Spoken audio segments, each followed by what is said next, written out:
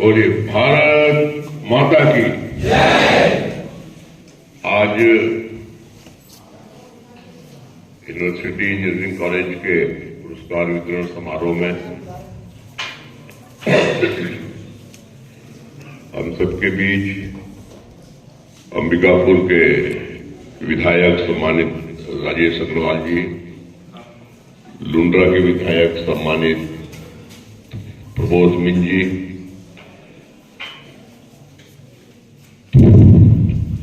सम्मानित ललन प्रताप सिंह जी, सम्मानित कमलपान जी, सम्मानित राम प्रताप अग्रवाल जी, आलोक दुबे जी, अभिमन्यु गुप्ता जी, सभी उपस्थित सम्मानित अतिथिगण,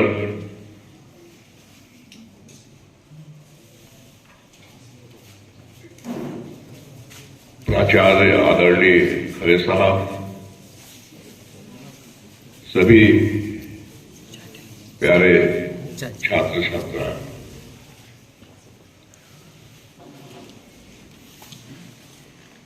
इंजीनियरिंग कॉलेज खुलवाने का एक बड़ा सपना था हम लोगों का। Engineering college, medical college Surguja में खुले, अंबिकापुर में खुले, ताकि हमारे यहाँ के भी बच्चे हायर एजुकेशन प्राप्त कर सके। और इस दिशा में बात चल ही रही थी कि इंजीनियरिंग कॉलेज तो खुल जाएगा, मगर बिल्डिंग कहाँ मिलेगी।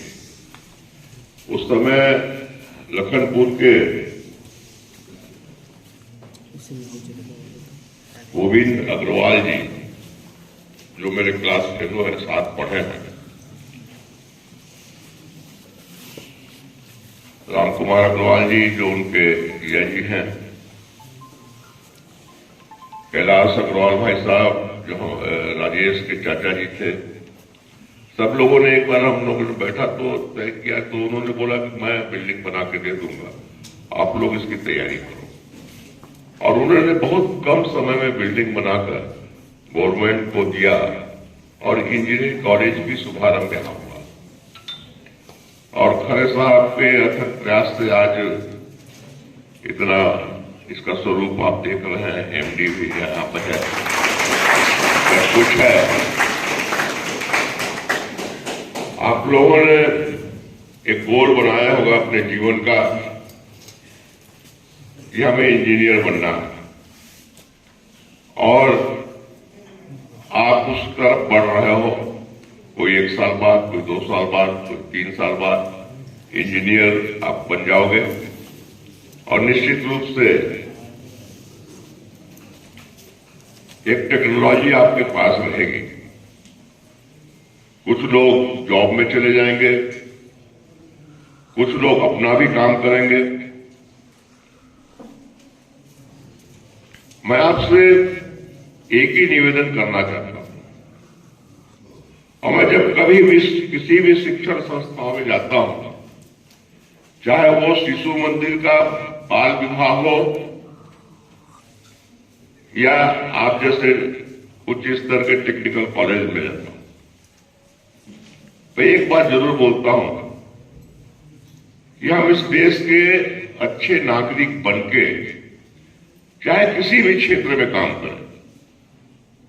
निश्चित रूप से आप टेक्निकल का ज्ञान प्राप्त किए हैं, इंजीनियर बन रहे हैं, तो आप उसी क्षेत्र में काम करेंगे। पर एक बात का ध्यान रखें हम हमेशा, चाहे हम राजनीतिक क्षेत्र में काम कर रहे हैं। आज एक प्रिंसिपल साहब हैं, यहाँ के लेक्चरर्स हैं, सब काम कर रहे हैं। एक किसान भी काम कर रहा है, एक व्यवसाय भी काम कर रहा है। तो सभी को इस सोच के करना चाहिए कि मैं तो अपना काम कर रहा हूं, मगर कहीं न कहीं मेरे इस काम से इस देश को लाभ मिलने वाला है, इस देश के लिए मैं काम कर रहा हूं। यदि इस सोच के साथ यदि आप काम करेंगे, जिस क्षेत्र में भी काम कर, तो निश्चित रूप से वही छात्रों को बोला जाता है कि ये देश के भावी भविष्य है।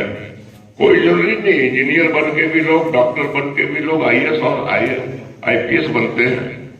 आप में से भी कोई बनेगा आईएएस आईपीएस, मगर प्रशासनिक क्षेत्र में भी आप जाए, इस बात का हमेशा ख्याल रखें कि मैं इस देश के लिए काम कर रहा हूं, इस देश के सर्वांगीण विकास के लिए काम कर रहा हूं, इस देश को मजबूत बनाने के लिए काम कर रहा हूं।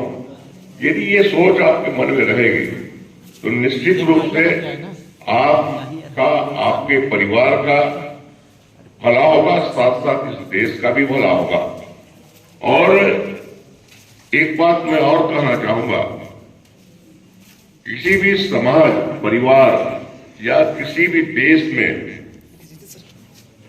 बड़ा परिवर्तन लाने का यदि सबसे सशक्त माध्यम कोई है तो वो है शिक्षा।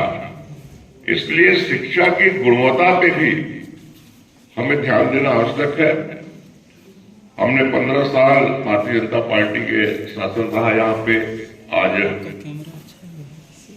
इस देश के 144 करोड़ जनता के आशीर्वाद से दिल्ली में भी और एक ऐसा नेतृत्व हमें मिला है मोदी जी का, जो कि इस देश के सर्वांगीण विकास, चाहे वो कृषि का क्षेत्र हो, चाहे वो एजुकेशन हो, चाहे सुरक्षा का क्षेत्र हो, हर क्षेत्र को उन्होंने छुआ है और किसी को छूता नहीं रखा है और हर तरह का विकास यहाँ पे हो रहा है।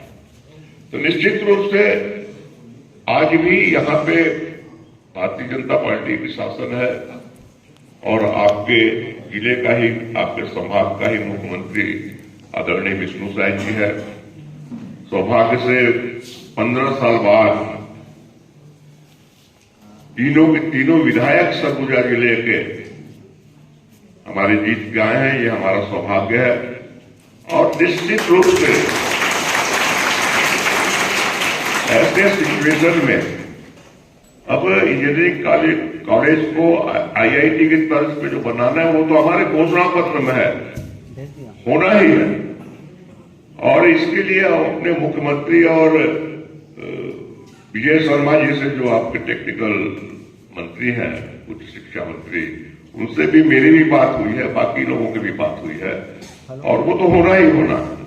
मगर मैं दो विधायक तो अभी यहाँ उपस्थित है, तीनों विधायक को मैं ये बोलना चाहूंगा इस मंच के माध्यम से, मैंने जैसे बोला है शिक्षा ही सबसे सशक्त माध्यम है परिवर्तन का। तो आप लोग शिक्षा के क्षेत्र में विशेष ध्यान दें ताकि सरगुजा हमारा पिछड़ा आदिवासी इलाका है, यहाँ के भी बच्चे अच्छा माहौल, अच्छा एजुकेशन प्राप्त करके इस देश के निर्माण में अपनी सहभागिता देंगे। इसी विश्वास के साथ कि आप लोग एक अच्छे नागरिक बनके अपने काम के साथ साथ, अपने व्यवसाय और अपनी नौकरी के साथ साथ इस देश जो बदलता भारत है आज जो विश्व में एक विश्व गुरु के रूप में स्थापित हो रहा है, ऐसे भारत के निर्माण में आपका महत्वपूर्ण सहयोग मिलेगा। इसी विश्वास के साथ मैं अपनी वाणी को विराम देता हूं। जय हिंद।